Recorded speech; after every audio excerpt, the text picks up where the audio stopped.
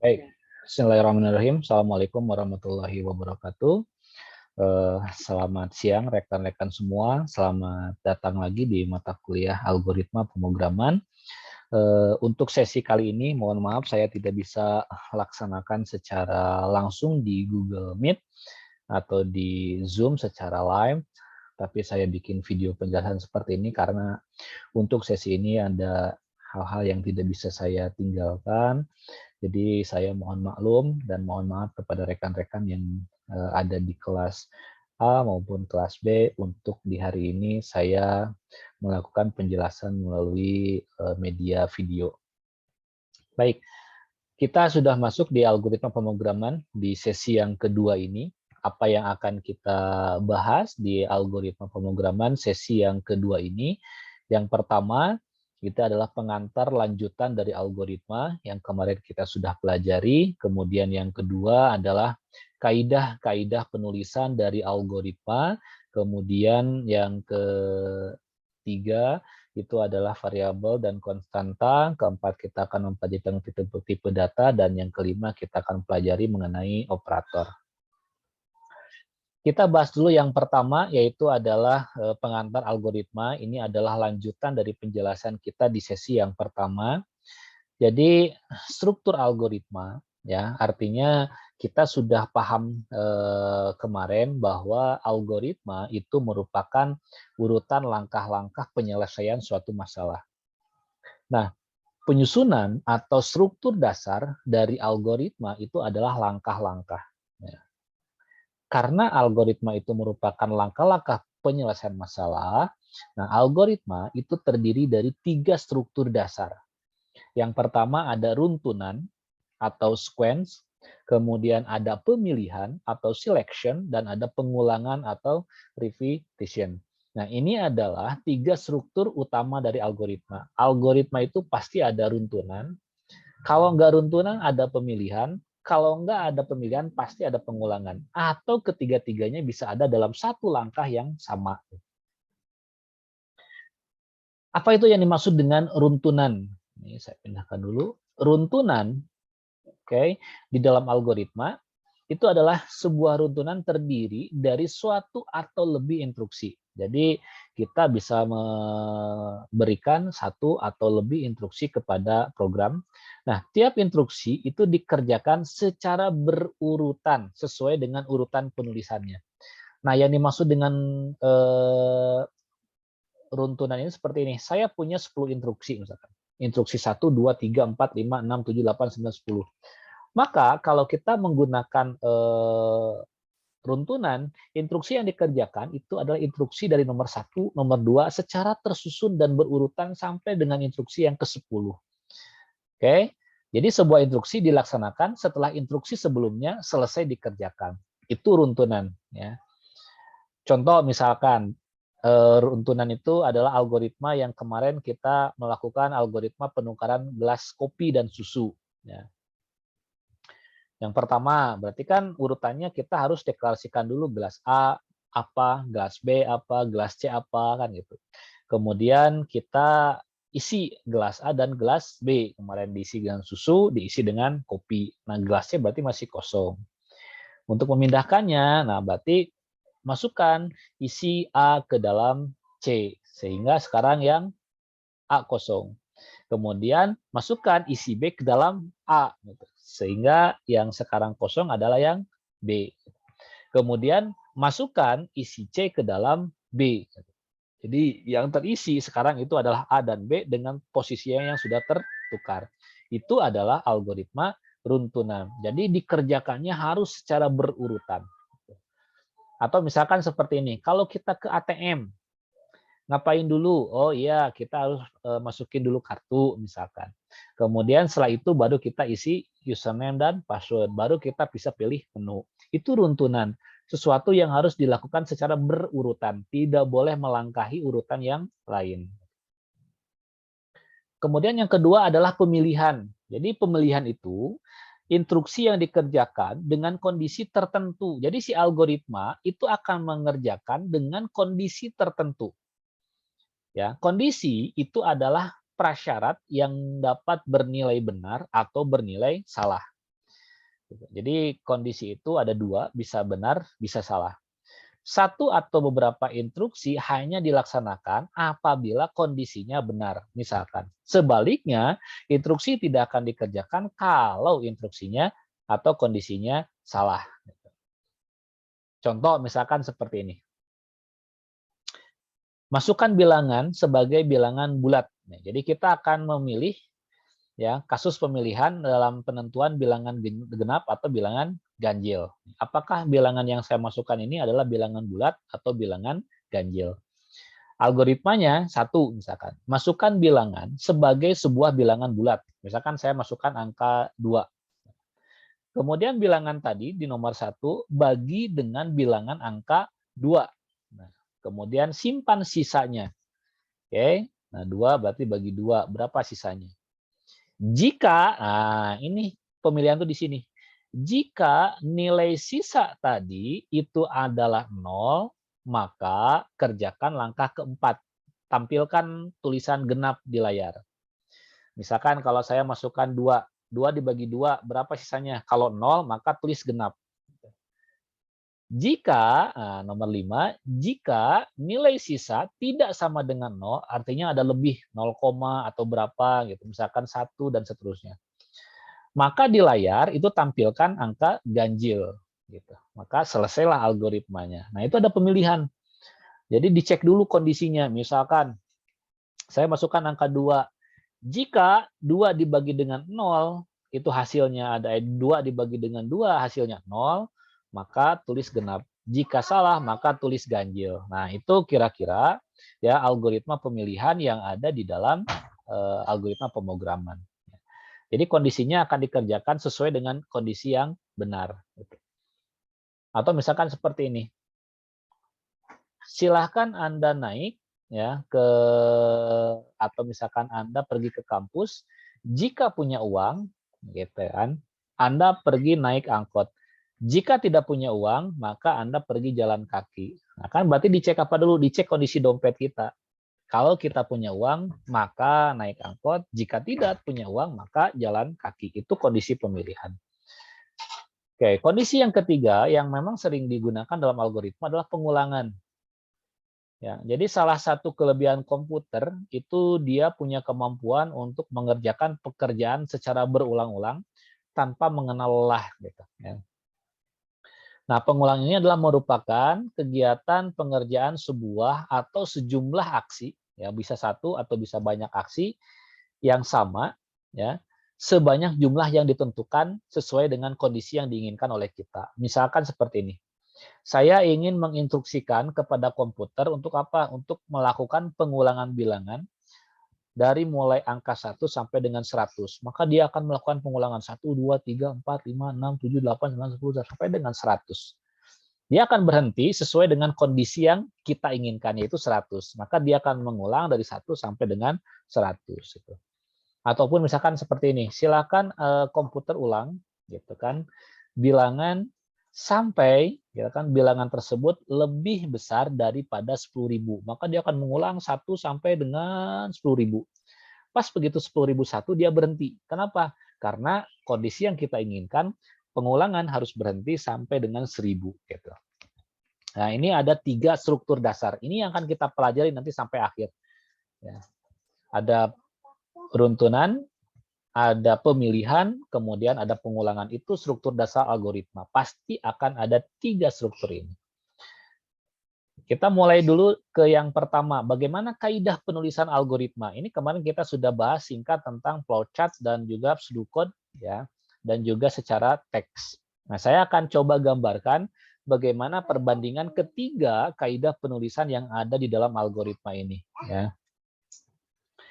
Ini yang pertama, misalkan penulisannya seperti ini. Kalau saya membuat variabel dengan menggunakan kalimat deskriptif, ya, maka cara nulisnya seperti ini.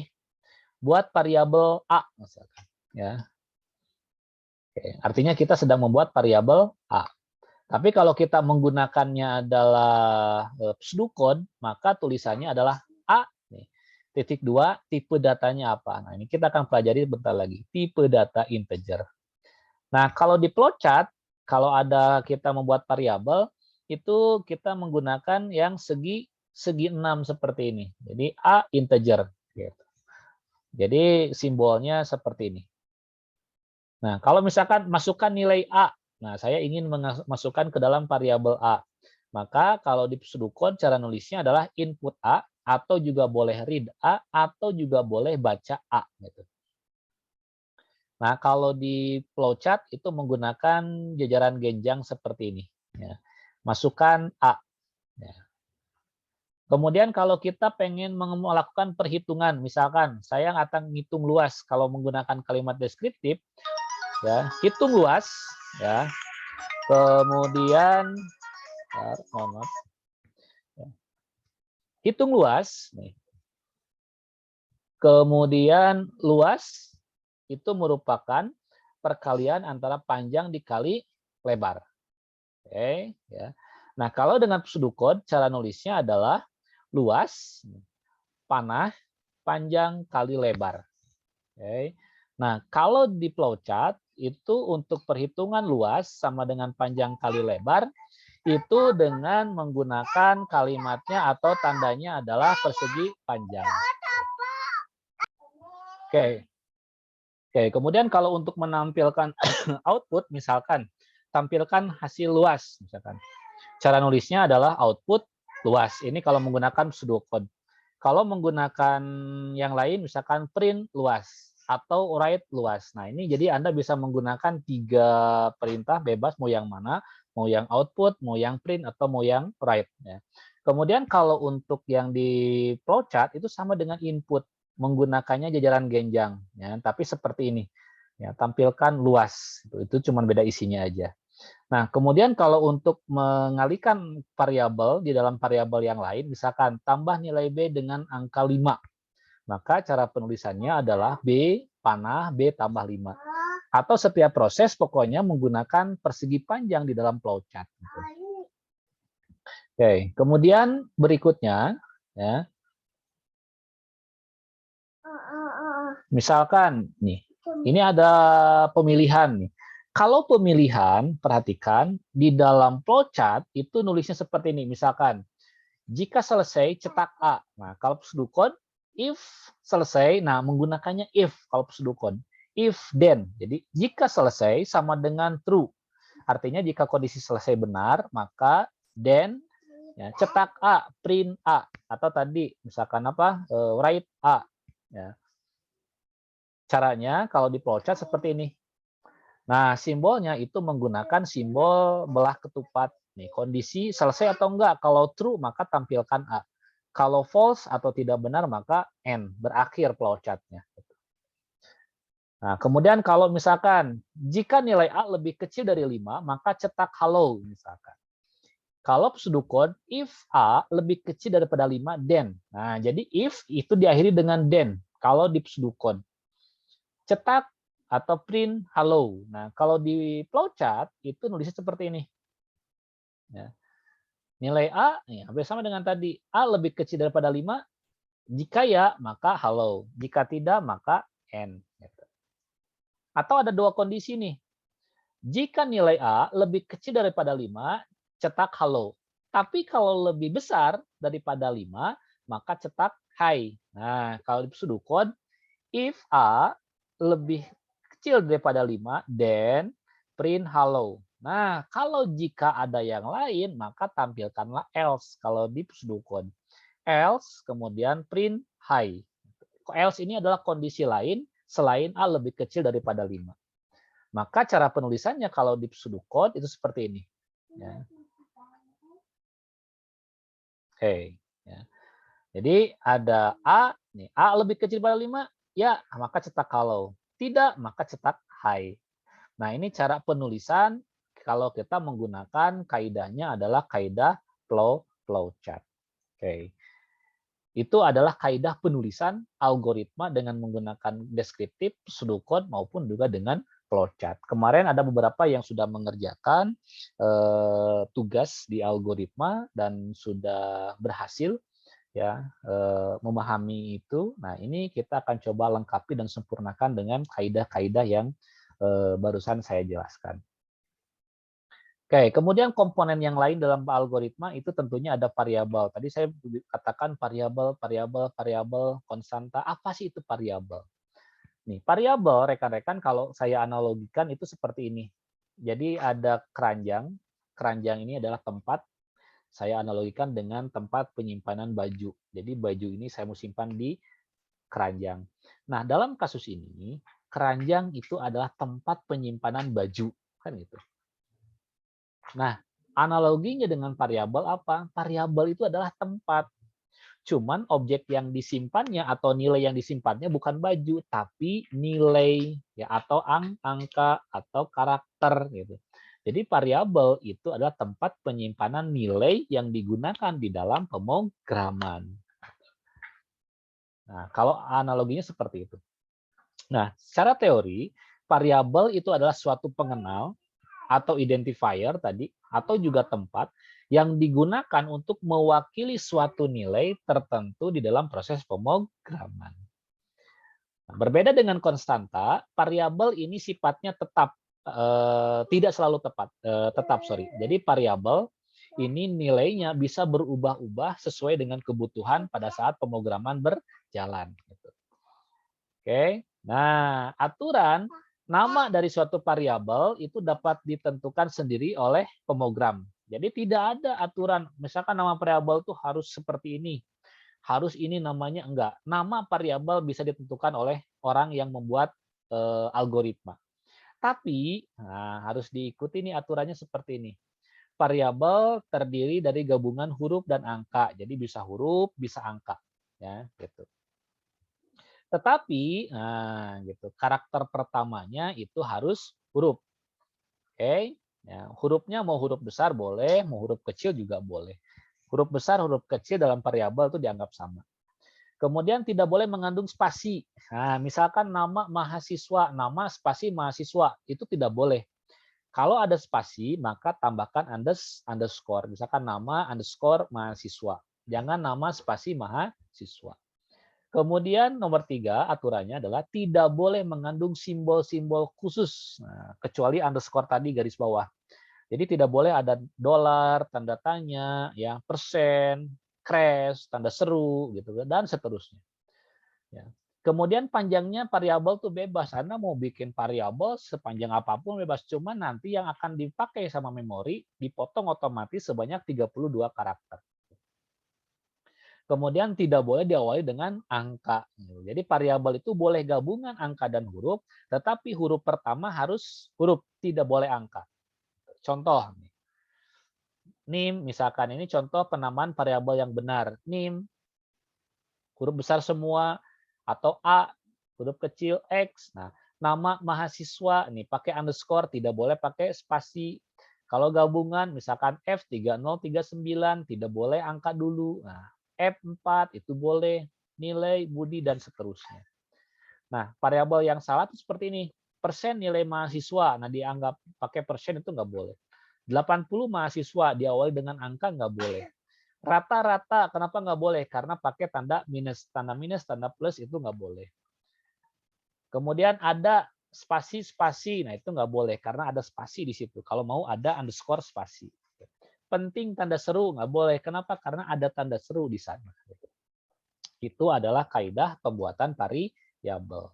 Kalau konstanta itu sama sebetulnya dengan variabel, tetapi nilainya tidak boleh berubah-ubah dan tidak bisa berubah. Ya, misalkan pada nilai pi pada saat Anda menghitung lingkaran itu nilai pi tetap kan. Kalau nggak 314, 22/7. Tidak boleh kita rubah-rubah. Nah, itu disebut dengan konstanta, nilai yang sudah tetap. Jadi konstanta itu sama dengan variabel, adalah identifier ya, atau tempat penyimpanan nilai di dalam pemrograman yang angkanya tidak bisa berubah-ubah. Itu adalah variabel dan konstanta. Nah, untuk menentukan ya nilai yang bisa dimasukkan ke dalam variabel atau nilai yang dimasukkan ke dalam tipe data ke dalam sebuah konstanta maksud saya, maka digunakanlah yang namanya tipe data ya gitu. Oke. Ya, apa itu tipe data? Tipe data itu adalah pengelompokan data berdasarkan isi dan sifatnya. Jadi dalam bidang informatika, tipe data itu adalah jenis data yang dapat diolah oleh komputer untuk memenuhi kebutuhan pemrograman komputer. Artinya tipe data itu adalah jenis data yang bisa dikelola atau ditampung di dalam komputer. Ada 3 jenis data dasar yang digunakan atau yang sering digunakan. Yang pertama itu adalah tipe data numerik, tipe data string, dan tipe data logika. Oke, kemudian ini contoh-contohnya, misalkan tipe data numerik. Tipe data numerik itu adalah tipe data ya yang dapat digunakan untuk menampung nilai berupa angka bulat, oke, atau angka ganjil. Pokoknya tipe data numerik adalah tipe data yang digunakan untuk menampung data berupa angka, baik itu bulat maupun ganjil. Nah, contohnya ada apa aja? Nah, ada byte, ada integer, ada long, gitu. Single. Jadi byte, integer, long, single itu digunakan untuk menampung angka. Ya, angkanya angka apa? Angka bulat. Nah, kalau pengen angka pecahan pakai apa, Pak? Nah, pakainya pakai double. Ya. Kalau uang pakainya currency. Nah, ini tipe data yang bisa Anda gunakan kalau nanti kita sudah mulai masuk ke teknis pemrogramannya. Bisa integer, bisa byte, bisa long, bisa single, bisa double, bisa currency. Kemudian kalau tipe data string, ya, kalau tipe data string itu digunakan untuk menyimpan data berbentuk karakter. Ya. Panjang karakter bisa disimpan sebanyak 65.400 karakter. Nah, penulisan datanya itu harus diawali dengan tanda petik 2. Misalkan tipe datanya apa? Tipe datanya adalah string. Contoh yang tadi, ini contohnya ke bahasa pemrograman, sorry. Jadi misalkan kayak tadi nih, tipe datanya apa aja? Kalau yang numerik itu ada byte, ada integer, ada long, ada single, double, dan currency. Sementara kalau data tipe data string itu namanya adalah string ya, di dalam algoritma.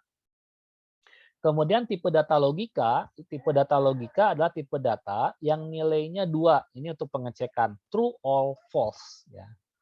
Jadi nilainya 2, true or false. Nah, tipe data ini disebut dengan tipe data boolean. Ya.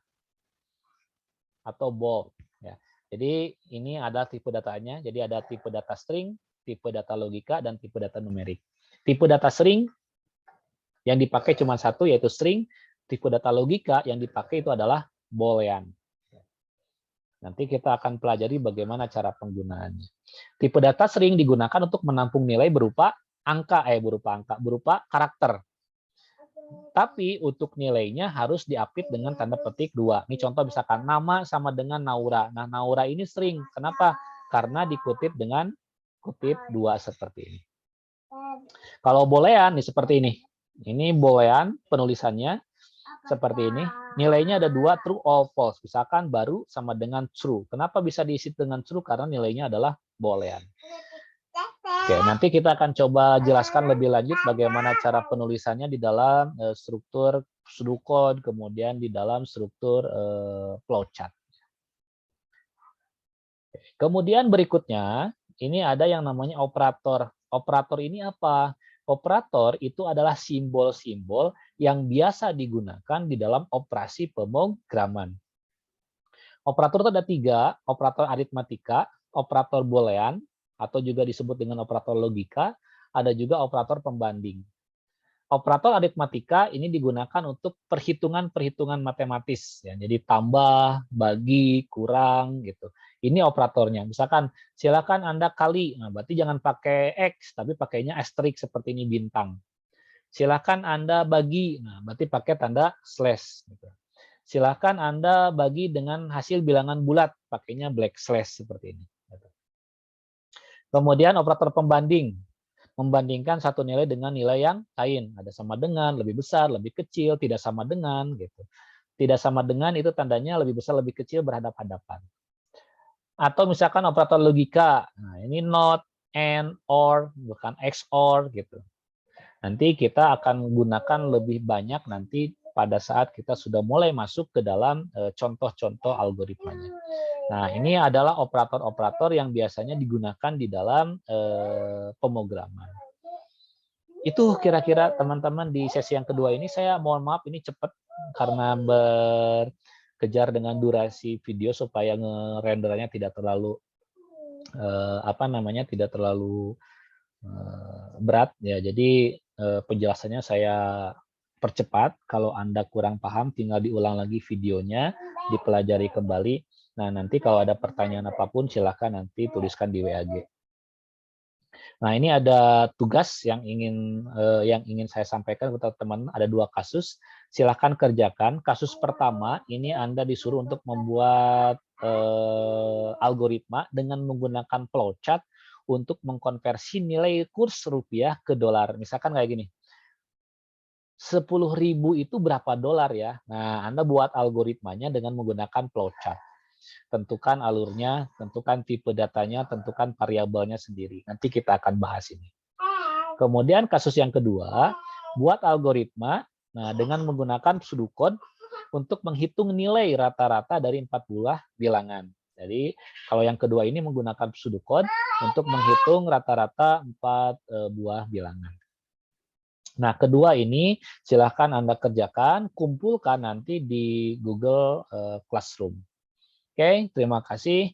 Itu saja yang bisa saya sampaikan. Mudah-mudahan penjelasan ini bisa membantu Anda dalam memahami materi di sesi yang kedua ini.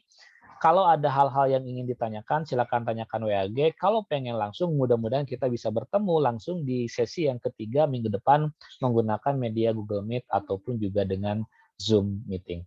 Terima kasih rekan-rekan. Sekali lagi mohon maaf untuk sesi ini saya tidak bisa langsung tatap muka di Google Meet ataupun juga di Zoom karena ada hal-hal yang tidak bisa saya tinggalkan. Mohon rekan-rekan semuanya bisa memaklumi. Terima kasih. Assalamualaikum warahmatullahi wabarakatuh.